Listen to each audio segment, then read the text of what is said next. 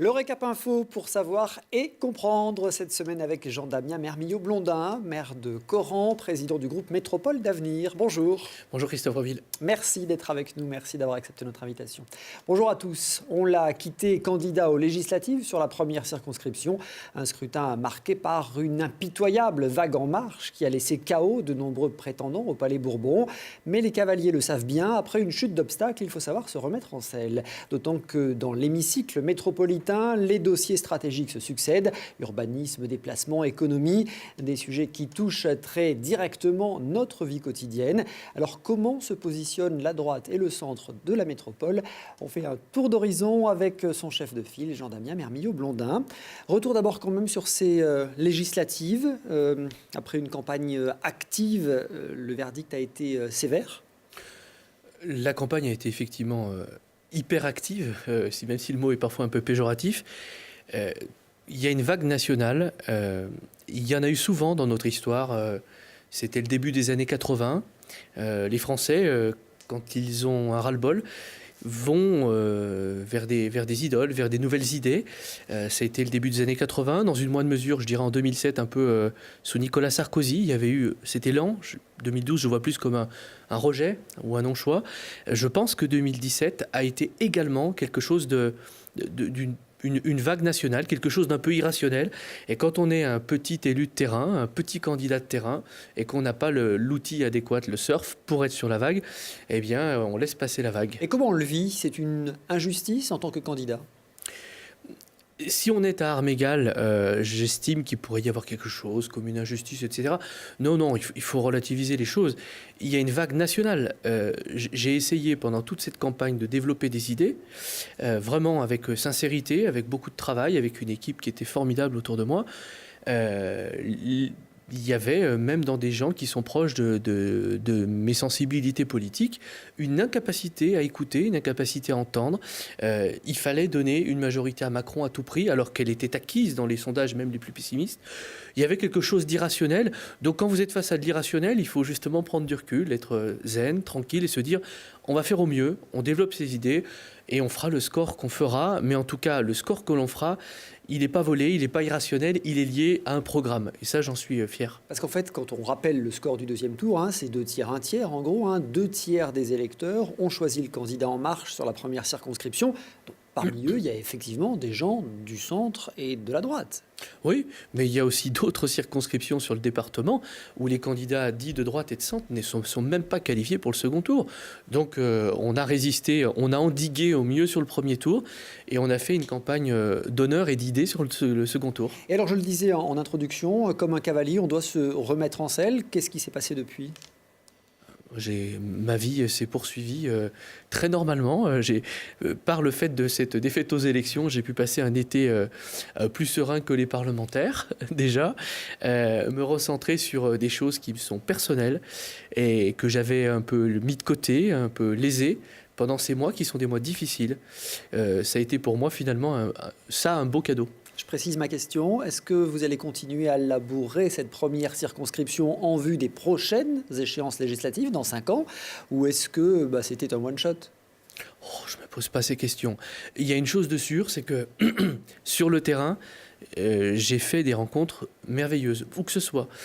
Donc j'essaye de maintenir ces liens pour en faire quelque chose. Pour en faire quelque chose dans l'intérêt de la commune dont je suis le maire, avec un intérêt aussi pour les gens que j'ai rencontrés, dans l'intérêt des associations que j'ai pu rencontrer. J'ai fait des rencontres merveilleuses dans certains quartiers dits difficiles à Grenoble, et je leur ai promis que je reviendrai avec des propositions et des partenariats entre eux et Coran, et je le ferai.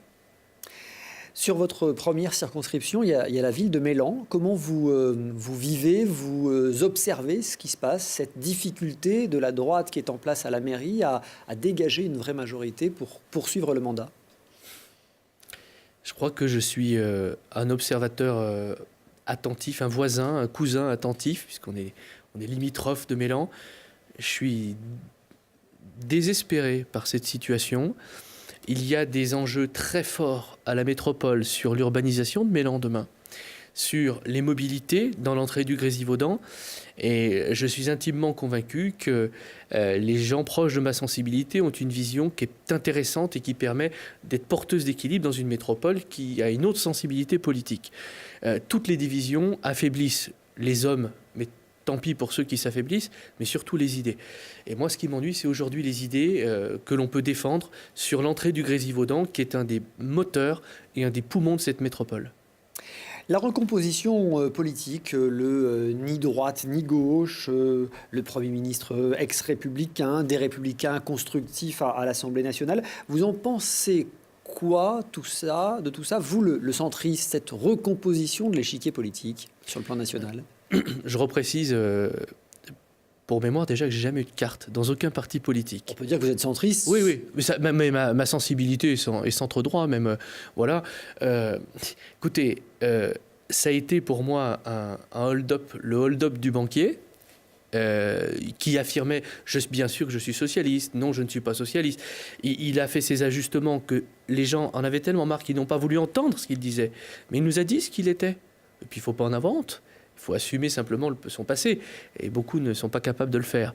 Mais en tout état de cause, le fait d'essayer d'ouvrir aux gens de bonne volonté sans dogmatisme, moi je suis absolument pour cela. Ça fait 3 ans qu'à la métropole, on essaye de proposer cela avec un insuccès assez fort.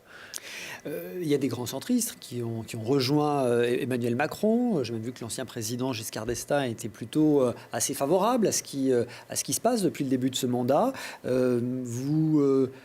Comment vous jugez les premiers mois d'Emmanuel Macron ? Je pense qu'il a déjà de la chance parce qu'il a eu une belle majorité à l'Assemblée nationale. Et moi, je souhaite que son quinquennat réussisse. Sans hypocrisie, hein. C'est dans l'intérêt national. Si on fait de la politique pour son intérêt personnel avant l'intérêt supérieur, il faut faire autre chose. Et il y en a beaucoup qui devraient d'ailleurs faire autre chose. Il suffit de voir l'actualité locale et on peut très vite s'inspirer là-dessus. Mais enfin, en tout état de cause, il a une conjoncture qui est favorable au niveau de la croissance. Il a une conjoncture qui est favorable au niveau de l'emploi. Son prédécesseur risque d'essayer de s'attribuer, de tirer quelques brins de laurier. Moi, tout ça ne m'intéresse pas. C'est s'il y a une conjoncture favorable, qu'il mette en place sa politique. J'ai quand même quelques points un peu spécieux que je peux lui reprocher. Il y a beaucoup de promesses qui ont été éteintes très vite. Et je trouve ça, moi, dangereux parce qu'on a des échéances présidentielles qui reviendront. On crie tous au secours, le Front National, danger, danger. Et quand vous avez un président qui vous dit, par exemple, je peux vous donner des exemples, il y aura un ministère plein entier aux droits des femmes. Il y a beaucoup de femmes qui ont voté pour lui pour cela. Il a menti. Sur la loi de la moralisation politique qui devait être un de ses fers de lance, on voit par exemple que l'exigence du casier judiciaire, il a reculé. Le régime spécial de retraite des parlementaires, il a reculé. Il a aussi, je pense, trahi une partie de son électorat avec l'ISF. Moi, je pense que l'ISF mérite d'être discuté, voire d'être expérimenté autrement. Mais d'envoyer un signal à la finance et finalement laisser l'ISF sur l'immobilier pour une bourgeoisie moyenne plus, ou plus, mais on sait bien que les gens très riches n'ont pas un patrimoine essentiellement immobilier. On le sait tous. Et voilà, je pourrais multiplier les exemples, les APL.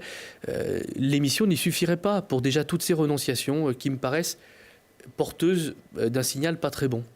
Donc voilà pour Emmanuel Macron. Un mot sur Laurent Wauquiez et la présidence des Républicains, le centriste que vous êtes à l'habitude de le dire. Durant les législatives, c'était le cas, que le centre et la droite ont vocation à marcher ensemble. Comment est-ce que vous jugez la campagne de Laurent Wauquiez pour devenir président des Républicains ? Pour moi, c'est un débat, pas que je ne veux pas répondre, c'est un débat propre aux Républicains. La campagne est lancée maintenant. J'essaye d'écouter les candidats. Avec toute l'actualité, je trouve que la campagne est pour l'instant peu audible.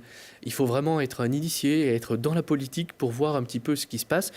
Moi, je serais très attentif au programme que Laurent Wauquiez, qui est le favori a priori, on ne peut pas jamais présumer d'une élection, mais globalement, c'est probablement lui qui sera le président des Républicains, savoir quel sera le programme qu'il soutiendra. Vous savez, moi je parle sans langue de bois. Je crois qu'il y a 2 temps, toujours.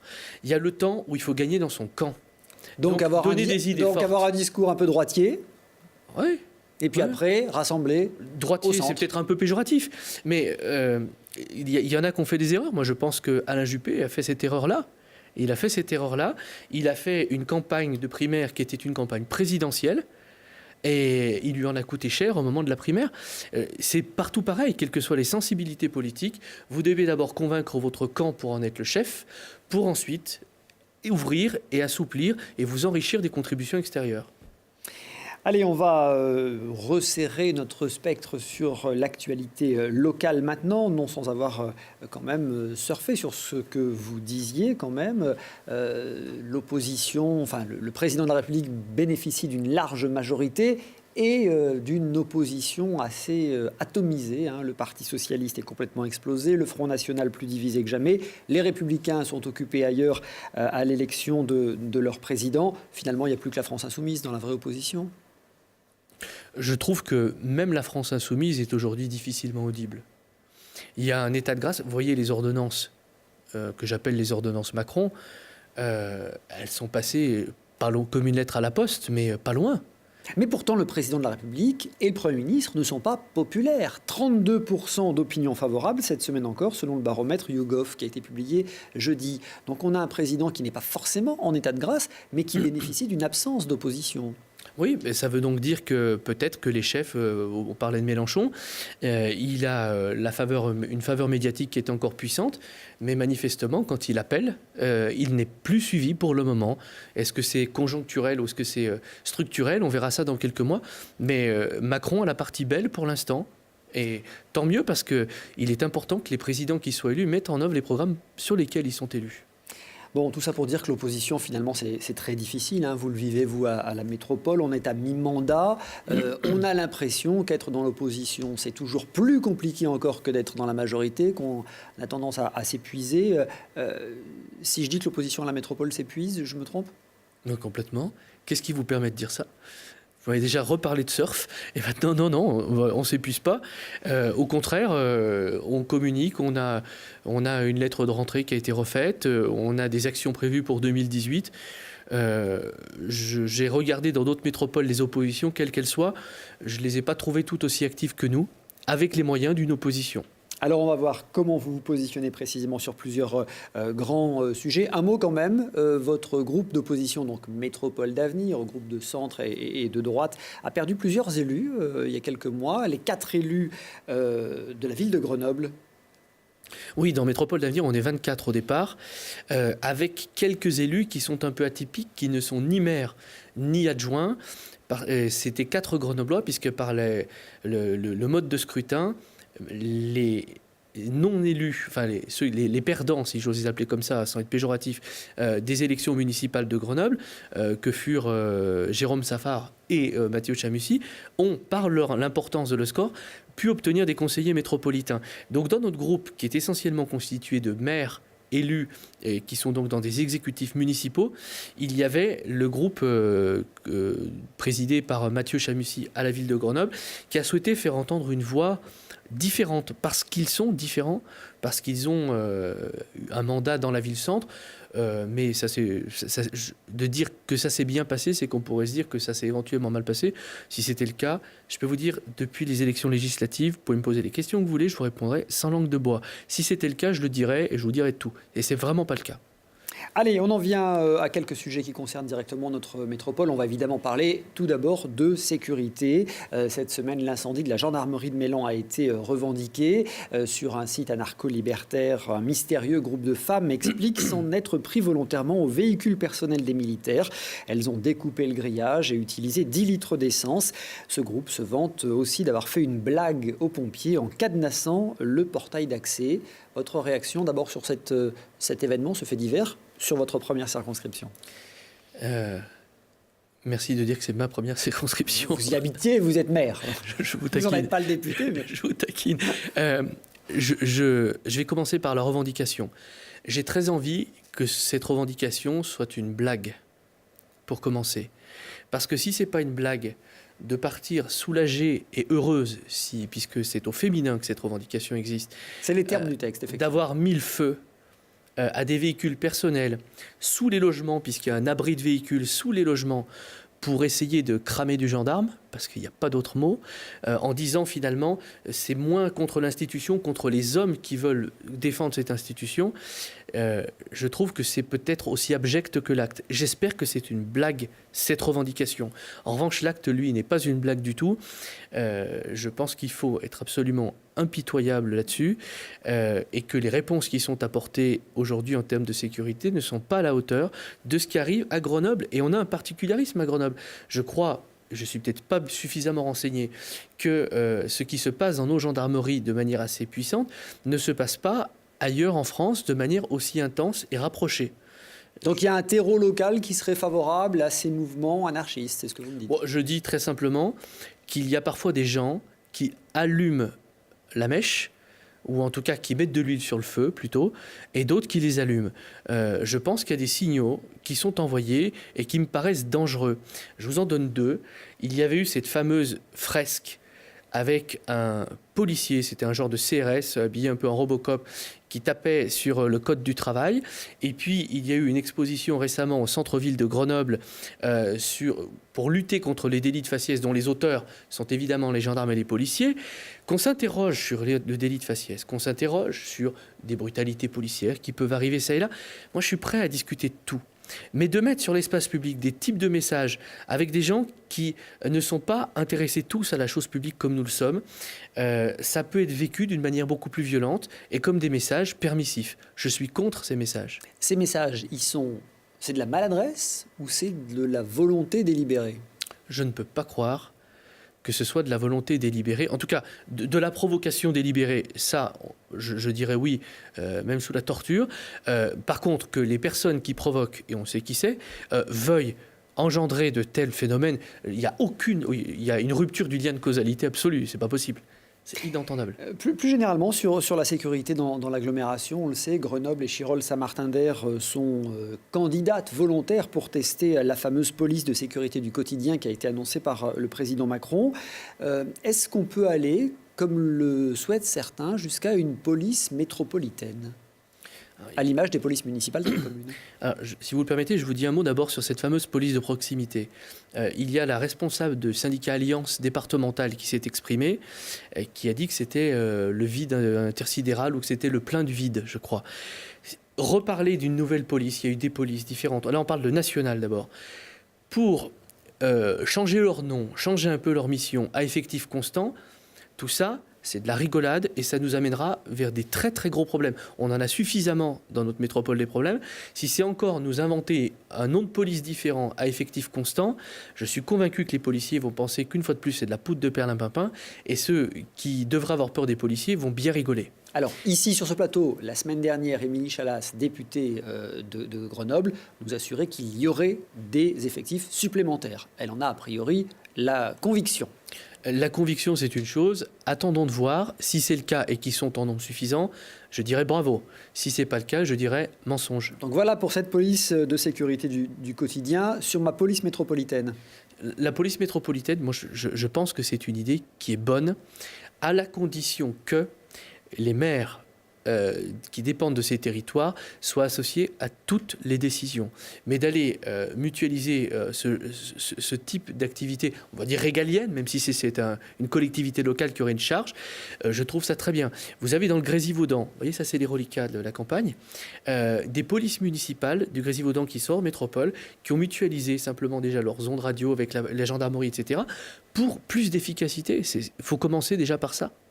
Oui, mais on se rend bien compte que sur Grenoble, Saint-Martin-d'Air et Chirolles, il y a 3 maires différents, il y a 3 polices municipales différentes et il y a 3 directions de sécurité, en matière de sécurité, qui sont totalement différentes. Avec des villes qui mettent de la vidéoprotection là où d'autres n'en mettent pas, d'autres qui arment leur police là où d'autres ne l'arment pas, certains qui mettent en place des patrouilles de nuit là où d'autres ne le font pas. Est-ce qu'on peut imaginer une police métropolitaine dans ces conditions ? Et, ça nous fait raisonner sur le même problème que la métropole. Avant de faire métropole, il faut avoir un programme commun, un projet commun. Nous n'en avons pas. Avant de faire une police, il faut avoir une politique commune, être capable de se mettre d'accord sur quelles seront ses missions, quel type de prévention, quel type de répression, quel type de contrôle, quand, où, comment. Si on a ces bases d'accord, on la met en musique ensuite. De dire on fait une police métropolitaine sans être d'accord sur une politique, ce serait une fois de plus un échec. Le projet Cœur de Ville à Grenoble, c'est un dossier serpent de mer qui touche le cœur de la ville, mais qui a aussi des répercussions sur de nombreux métropolitains. C'est donc le réaménagement de la circulation dans l'hypercentre, le fameux projet Cœur de Ville, Cœur de Métropole, tout autour de la place Victor Hugo, de la place Grenette, de la rue de la République ou du boulevard Agut-Samba. Reportage. Son look n'est pas encore au point. Tout juste a-t-on posé quelques équipements l'été dernier pour la remettre en forme et lui donner meilleure mine au moment où elle s'est soudain mise au régime sans voiture. C'est là l'essentiel pour la métropole qui a voulu faire respirer la rue de la République en la rendant aux piétons. Moi, je trouve que c'est très bien parce que donc on peut se promener tranquillement et puis ça ne perturbe pas les gens. La pollution et autres, c'est parfait, je trouve. Moi, je trouve ça sympa. Parce qu'avant, il n'y avait pas d'espace vraiment avec des petits bancs où on pouvait s'asseoir et poser nos affaires pour manger. Donc non, je trouve ça sympa. Il en faudrait un petit peu plus parce qu'il y a souvent du monde. Transformer le cœur de ville en rééquilibrant les espaces dédiés aux piétons, aux cyclistes, aux voitures et transports en commun pour relancer son dynamisme et son attractivité, c'est là l'idée de Grenoble-Alpes Métropole qui n'a pas tardé à mettre son plan de piétonisation à exécution en avril 2017, évoquant un test des usages à l'occasion des travaux de chauffage urbain et pariant sur la mise en place progressive des habitudes. Quand vous avez vos trajets qui sont déjà préintégrés dans votre cerveau, les premiers jours n'ont pas été super simples pour moi-même de me dire « Ouh là là, mais là je ne peux plus passer comme ça, il faut que je passe comme ça ». Une fois qu'on a fait, on trouve ses chemins. Hein. Tout le monde trouve ses chemins. Quitte à ce que ce ne soit pas le bon, car si les panneaux ne semblent pas laisser le choix aux automobilistes, rien n'empêche physiquement les voitures de circuler à l'heure actuelle. Et elles sont encore nombreuses sur le boulevard Agut-Samba, d'où une certaine confusion. Qu'est-ce qu'un véhicule autorisé? Peut-on être verbalisé? La piétonisation n'a pas encore fait tout son chemin. C'est très ambigu comme situation. Moi-même, on ne sait pas comment circuler sur le boulevard. Et l'entonnoir aux heures de pointe n'arrange rien pour Patrice Besson. Si les premiers chiffres de l'Observatoire du projet Cœur de Ville, Cœur de Métropole revendiquent une fréquentation constante du centre-ville, c'est l'avenir qui inquiète le chocolatier pourtant bien connu des Grenoblois. On peut considérer qu'on a de la chance, on n'est pas impacté. Pour combien de temps, je ne sais pas. Si on ne fait pas revenir les gens au centre-ville, forcément, on va être impacté un jour ou l'autre. Et là, j'ai une salariée qui est partie, qui a souhaité reprendre ses études. Aujourd'hui, je n'ai pas envie de la remplacer. La métropole se veut confiante et rassurante. Elle vient de créer un poste dédié à l'événementiel et à l'animation des commerces, s'appuyant sur les récents succès du bal des quais ou de la descente des alpages. Sûrement qu'il y aura des commerces les plus fragiles d'ailleurs, qui sont encore plus fragilisés. Et là, malheureusement, ça va être compliqué. Mais au bout du bout, quand on aura fini tous ces aménagements, je pense qu'on va vraiment retrouver du dynamisme. Mais comme un projet ne met jamais tout le monde d'accord, les opposants dénoncent aujourd'hui des mesures de pollution inquiétantes depuis le printemps dernier. Si la métropole reste prudente, le sujet n'a pas fini de faire causer. Oui, et vous en causerez d'ailleurs au prochain Conseil métropolitain dans une semaine, vendredi prochain. Vous voterez une exonération pour les commerçants touchés par les travaux en leur faisant cadeau de la taxe d'occupation de l'espace public. On a envie de dire c'est le minimum, non ? C'est même surprenant, puisque à entendre les porteurs de ce projet, le commerce, excepté, alors là c'est un peu surprenant d'entendre ça, que en gros, je le traduis un peu, mais les plus fragiles vont l'être encore plus, donc vont probablement mourir. Mais bon, vu qu'ils étaient les plus fragiles, dont acte, affaire suivante. Si pour le reste tout va bien, quel est l'intérêt d'exonérer les commerçants touchés par cette piétonisation de la RODP, la redevance d'occupation du domaine public? J'ai l'impression presque que cette exonération est un aveu de dire, puisque l'objectif c'est de redynamiser. Donc si on a redynamisé, pourquoi leur faire un cadeau aux commerçants? Pas besoin. C'est même scandaleux. Si on fait ce cadeau, et moi je m'associerais à cette exonération, parce qu'on sait bien que ça n'est pas aussi vrai que cela est dit. Puis les mauvaises surprises à ce Conseil métropolitain auquel fait des allusions vont se poursuivre, puisque nous allons voter, on l'avait dit, on n'a pas été entendu, puisqu'on est l'opposition, on fait toujours de l'opposition systématique. On avait dit que tout ça coûterait bien plus cher que ce qui était annoncé, et il y a déjà une rallonge d'1 600 000 €, parce que on a tellement fait d'études au début qu'on n'a pas fait de sondage, on a oublié qu'il y avait de l'amiante dans certains enrobés. C'est 1 million à mettre sur la table, donc que les contribuables se préparent, il va falloir payer. Encore 260 000 € de communication, et le reste, c'est sur de la signalisation, etc. C'est ça le sujet aussi. Donc, sur le principe, on fera le compte à la fin des commerçants, etc. Moi, la question qui me préoccupe, et je l'ai entendu dans votre reportage, c'est l'histoire de la qualité de l'air. On l'a soutenu devant la juridiction en référé qui nous a dit il n'y a pas d'urgence, on verra plus tard. Très bien. Vous n'avez pas été entendu pour votre recours déposé en justice. Ils nous ont pas dit que nous avions tort, ils nous ont dit qu'il n'y avait pas d'urgence. C'était le référé. Les procédures au fond sont toujours là. Mais les travaux avancent. La théorie de l'ouvrage construit se bâtit jour après jour. Il y a aujourd'hui des tests qui ont été faits par un collectif grenoblois. Qui est Grenoble à cœur, qui sont, je crois, un grand nombre d'unions de commerçants, plus des citoyens. Des riverains. Indépendants, comme diraient certains élus grenoblois, je ne sais pas, peu importe. Ils ont fait des tests, ils sont allés prendre les relevés Air Rhône-Alpes pour montrer que depuis le mois de mai 2017, même s'il est vrai qu'ils ont que sur les 6 mois qui viennent, sur la moyenne des 10 dernières années, il n'y a pas de changement, mais si on compare 2016 et 2017 sur la même période ou sur la même période les années d'avant, il y a une explosion absolue de la pollution. Pas partout. Aux endroits où il y a des reports de circulation. Dans votre reportage, on parlait d'entonnoirs. Il y a moins de routes, il y a peut-être un tout petit peu moins de véhicules, mais il y a des moments où ça bouge plus. Je crois que le vrai sujet, c'est tous les gens qui sont contraints de prendre leur voiture à entrer sur Grenoble par la Cluse de Vorep ou par les autres endroits. Eux savent très bien la réalité de ce qui est dit dans ce reportage. Mais du coup, pour vous, ce projet Cœur de Ville à Grenoble, il est quoi ? Il est mortifère, je l'entends bien, mais ça veut dire qu'il est inutile. Il ne fallait pas travailler à la piétonisation et à la requalification de l'hypercentre.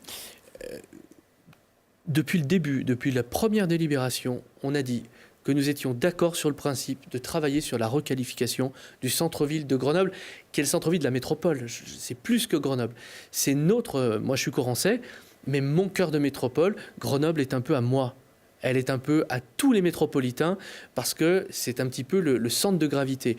Donc, on donne tous notre mot, parce que si elle va bien, en périphérie, on va bien. Si on étouffe à Grenoble, on étouffe ailleurs. Voilà. On est d'accord pour retravailler, redynamiser un centre-ville. On serait dingo de ne pas le vouloir. Sauf qu'il faut de la concertation. Il y a aujourd'hui ce collectif qui dit qu'il y a des problèmes de pollution. S'il n'y en a vraiment pas, pour rassurer, arrêter toutes les polémiques, mais qu'est-ce qu'on fait ? On paye une étude indépendante, une vraie étude indépendante. On montre que tout va bien et on rassure les gens. C'est simple. Vous savez que dans ce type de projet, si on écoute tout le monde, on ne fait rien. J'ai vu le courrier de Grenoble à cœur, ils disent pas d'arrêter, ils disent faisons ces études pour voir ce qui se passe. Donc on peut continuer d'avancer, et s'il y a des erreurs de calcul de ces gens, eh bien une étude indépendante le montrera et on rassurera. Il me semble qu'une grande partie de la majorité métropolitaine se dit écologiste et parle d'air respirable, de mieux respirer, métropole respirable. C'est le moment de le prouver. Faisons ces tests. Allez, puisqu'on parle de circulation, évoquons le grand chantier du réaménagement de la 480 et du Rondeau. L'enquête publique débutera très bientôt, le 20 novembre, pour s'achever le 28 décembre. Chacun pourra découvrir en détail ce projet, l'étudier, donner son avis. On croyait qu'un compromis avait été trouvé entre les différentes collectivités parties prenantes. La ville de Grenoble a finalement émis des réserves. D'ailleurs, le groupe d'opposition que vous présidez s'est abstenu quand il a fallu voter la délibération en conseil métropolitain.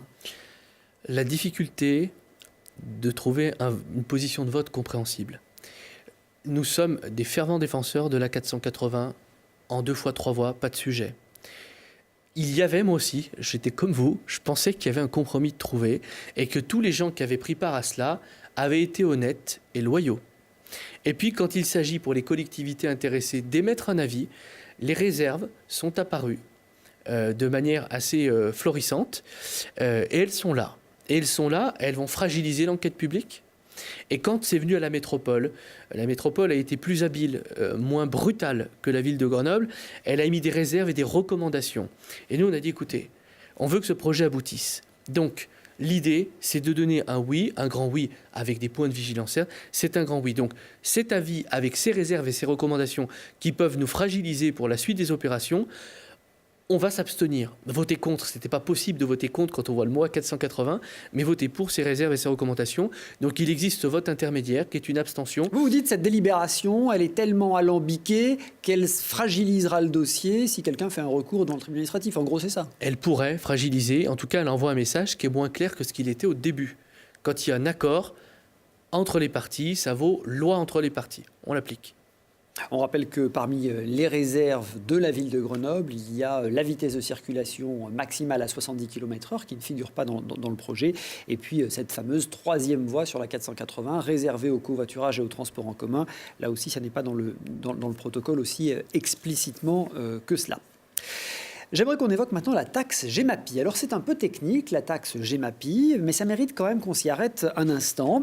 En raison des transferts de compétences voulus par la loi, au 1er janvier prochain, eh bien, la gestion des milieux aquatiques et des cours d'eau reviendra aux métropoles.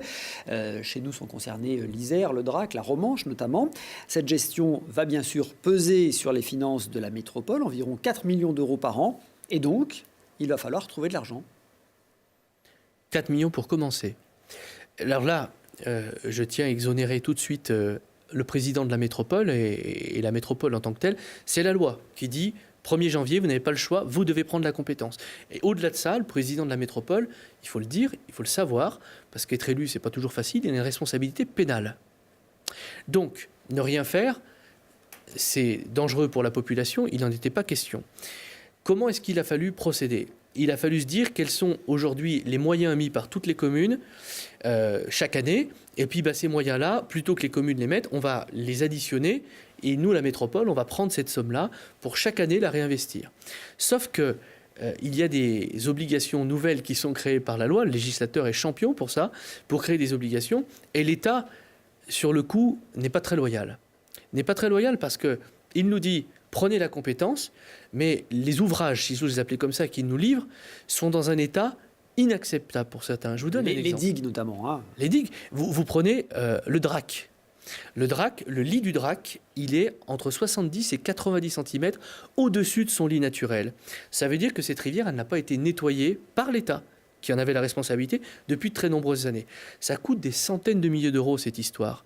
Et l'État nous dit, vous prenez, mais je ne fais pas. Il faut qu'on trouve un accord avec l'État pour que les ouvrages, j'ose les appeler comme ça, même si c'est une rivière, mais nous soient donnés dans un état acceptable.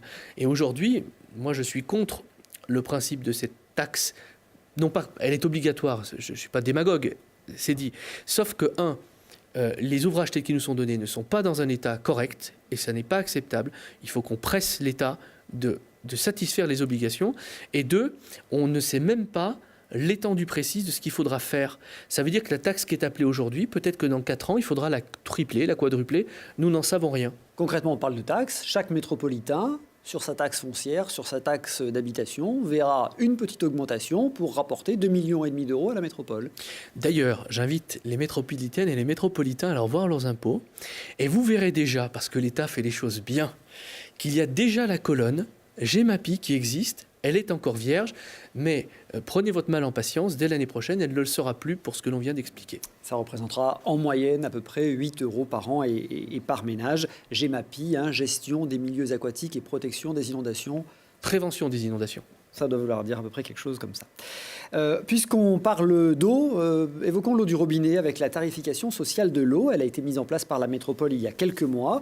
Il s'agit en fait d'une aide financière aux foyers dont la facture d'eau dépasse 2,5% de leurs ressources. Le principe est bon ? L'eau, c'est une banalité, c'est parti. L'eau, c'est la vie, tout le monde le dit. C'est une ressource essentielle. Tout le monde doit y avoir accès, quelles que soient ses ressources financières. Pas de sujet. Les ressources financières sont inégales, donc il faut aider ceux qui ont moins facilement accès à l'eau. Comment faire ? Il y a plusieurs mécaniques. La métropole a décidé la tarification sociale. C'est un des choix, mais il pouvait y en avoir d'autres. Ça veut dire que quand, dans un budget d'un métropolitain, le pourcentage de la facture d'eau dépasse un certain seuil, on va l'aider, moyenne d'une 50aine d'euros. Il y a 2 choses, moi, que je n'aime pas dans ce système-là. Première chose, c'est de dire, beaucoup disent, ça fait une gratuité partielle de l'eau. L'eau, comme tout, comme les transports en commun, comme tout, ça n'est jamais gratuit. Il y a quelqu'un qui paye. Donc, je n'aime pas cette idée de gratuité. 2, ça déresponsabilise l'usager. Je pense que faire payer un prix minimum et ne pas exonérer une partie, quitte à baisser le prix du mètre cube, ça laisse en responsabilité tout le monde. Et le 3e sujet, je trouve que c'est pas bon. Par exemple, un foyer qui va voir un remboursement de 53 € ne verra pas sa facture de 150 € baisser de 50 € et finalement on lui dirait, voyez, c'était 150, moins la tarification sociale, vous ne payez que 100. Ils payent la facture et un jour, ils reçoivent par virement une somme d'argent qui ne sera peut-être pas affectée au paiement de l'eau. Je trouve que ce flux financier, sans mauvais jeu de mots d'ailleurs avec flux, n'est pas respectueux de l'argent du contribuable. Je pense qu'il faudrait incrémenter ça sur la facture, trouver un système pour que les personnes qui en sont bénéficiaires, sans les stigmatiser, comprennent que la collectivité a fait un effort et c'est un effort normal. Un effort de 500 000 € par an pour la métropole. C'est le budget qui sera attribué à cette tarification sociale. Vous évoquez la gratuité de certains services. On a beaucoup parlé cette semaine de la gratuité des transports en commun. 23 villes de France l'appliquent, et pas des petites villes, Dunkerque, Châteauroux, Aubagne, Niort. À Grenoble, c'était une promesse de campagne d'Éric Piolle. Un collectif se bat pour l'application de cette mesure, pour la gratuité. Donc, si je comprends bien, vous n'y êtes pas favorable. Ah, pourquoi ? Parce qu'Éric Piolle y est favorable ? Non, parce que vous me dites tout a un coût et donc la gratuité par principe. Non. Je ne suis pas contre, mais je n'aime pas dire que c'est gratuit. Si demain, les transports en commun ne sont pas payants, par les usagers, ils seront payés par tout le monde. C'est ça le sujet. C'est ce mot gratuit qui n'existe pas. Effectivement, moi j'ai été très attentif à ça, étant conseiller syndical au SMTC, donc le syndicat qui organise les transports en commun sur la métropole. Je me suis dit, tiens, promesse d'Éric Piolle, qui a le groupe majoritaire à la métropole, dont un de ses lieutenants, Yann Mangaburu, est président du SMTC, donc ils ont tous les leviers. Eh bien, voilà, puisqu'ils vont faire de la politique autrement, c'est ce qu'ils ont vendu aux Grenoblois pour être élus, eh bien, ils vont passer de la parole aux actes et on va arriver à ce qu'on appelle, pour faciliter, on va le faire aujourd'hui, à la gratuité des transports en commun sur l'agglomération. Non seulement c'est pas gratuit, mais récemment, par exemple, pour les personnes âgées, sous certaines conditions, eh bien, les tarifs ont augmenté de plus de 200%. C'est-à-dire qu'à mon sens, au vu des finances du SMTC aujourd'hui, la gratuité n'est pas pour demain, n'est pas pour après-demain. Je pense que cette promesse de campagne, qui était une promesse forte, ne sera jamais tenue. Surtout quand je vois qu'aujourd'hui, on commence à travailler sur le PDU, le plan de déplacement urbain, c'est-à-dire de voir à l'horizon 2030 comment ça va fonctionner dans notre métropole, comment on va investir. Et qu'on continue de parler de lignes de tram qui ont des rigidités absolues et des pertinences contestables.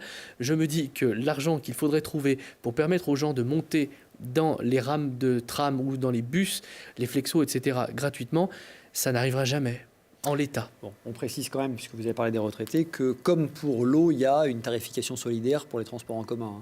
Oui. Pour les plus défavorisés. Sauf qu'à un moment donné, il faut arrêter la géométrie variable. Parce qu'on paye plein pot quand on est une personne âgée, un ancien, un vieux, comme certains disent, quand ce n'est pas politiquement correct, quand on a plus de 1 300 € par mois. Et ces mêmes gens-là, au national et même au local, nous disent qu'il faudrait le SMIC à 1 500, 1 600, 1 800, 2 000 € en deçà duquel on est pauvre. Alors quand ils sont aux commandes pour mettre des augmentations de 200%, on est à l'aise à plus de 1 300 €. Et quand il s'agit de faire des grandes déclarations pour être élu, eh bien, il faudra un SMIC à 2 000 €. Soyons un petit peu cohérents dans nos approches de ce qu'est être un salaire minimum et de ce qui ne l'est pas. Jean-Damien Mermilleux-Blondin, encore 3 minutes d'émission. On ne peut pas ne pas évoquer l'économie et la situation de General Electric. Hydro, les politiques, les syndicalistes défilent les uns après les autres à Grenoble devant les salariés. On a quand même l'impression que le seul combat qui a encore à mener, c'est finalement celui qui consiste à obtenir le meilleur plan de départ pour les 345 postes qui seront supprimés. Le ministre de l'économie, Bruno Le Maire, a été clair. Le marché de l'hydroélectrique est largement saturé. Son collègue de l'écologie, Nicolas Hulot, dit oui, il y a des marchés pour l'hydroélectrique, mais ils ne sont pas en France. Ici même, la députée En Marche, Émilie Chalas, a estimé que General Electric devait se positionner sur l'avenir du site grenoblois. C'était ici la semaine dernière. On l'écoute et vous réagissez. Une chose est sûre, c'est que sur tout ce qui est grand barrage et grosses structures, aujourd'hui, on n'est plus dans le monde dans un développement massif comme on a pu le connaître ces 40 dernières années. Clairement, ça fait 30 ans qu'on ne noie plus de vallées en France. Voilà, donc il y a quelques perspectives de grands chantiers, mais qui ne suffisent pas à alimenter le marché mondial du gros hydro. Ensuite, il y a le marché petit hydro, où là, il y a du potentiel, effectivement, dans le monde. Mais ce petit hydro, on arrive sur des roues et des structures beaucoup plus standardisées. Et c'est là que le bas blesse. Dès qu'on tombe dans la standardisation, et vous le savez bien, on tombe dans la production en série. Et qui dit production en série, dit coût de main-d'œuvre. Et là, on délocalise. Exactement. Et c'est là qu'on est dans notre problématique. Alors, c'est pas très le site de Grenoble, mais le site de Grenoble ne produisait pas du petit. C'est pour ça que je continue la démonstration. Il produisait du gros, d'accord? Et donc, oui, il survivra, mais s'il s'adapte. il va falloir que, si on veut continuer à produire et à garder de la fabrication industrielle, qui pour moi est un fleuron de l'entreprise grenobloise, mais de la France également en termes d'expertise et de positionnement du marché économique, il va falloir que General Electric, et je dis bien General Electric, pas le gouvernement, pas moi, se positionne sur l'avenir de ce site et de ce qu'ils veulent garder à Grenoble en termes d'avenir pour l'hydroélectricité. Voilà, repositionner stratégiquement l'entreprise pour qu'elle survive. Le gouvernement a refusé d'entrer au capital via ses actions dans Bouygues Télécom. C'est le libéralisme. Bien rodé le discours, hein. La paire de pagaies était à la hauteur des choses. Moi, je veux juste revenir quand même. C'est l'histoire du pompier pyromane. Enfin, il y a un livre qui est sorti là-dessus, sur la vente, parce qu'il faut revenir à ça. Parce que quand moi j'ai les lieutenants de Macron qui viennent au chevet défiler les uns après les autres, ça m'écœure. Ça m'écœure. Ils sont venus, les salariés de General Electric, ils sont venus à la métropole. Et on les a écoutés. J'ai pris la parole, j'étais vraiment pas à l'aise, bien que je ne sois pas à l'origine de ce scandale d'État. Vous verrez que dans quelques années, ce sera un des plus grands scandales des années 2000, cette histoire-là, enfin des années 2010. Vous parliez du mariage Voilà. avec General Electric en 2014. Hein. Un mariage, il me semble qu'on est sur un pied d'égalité, il me semble qu'il y a le consentement des deux, il me semble que le maire les reçoit avant pour voir si les deux consentent. Dans cette histoire-là, il y a eu on connaît, il y a un bouquin qui est sorti, qui est extraordinaire, il y a une émission de télévision, une chaîne concurrente, qui a fait un reportage, un documentaire d'une clarté absolue.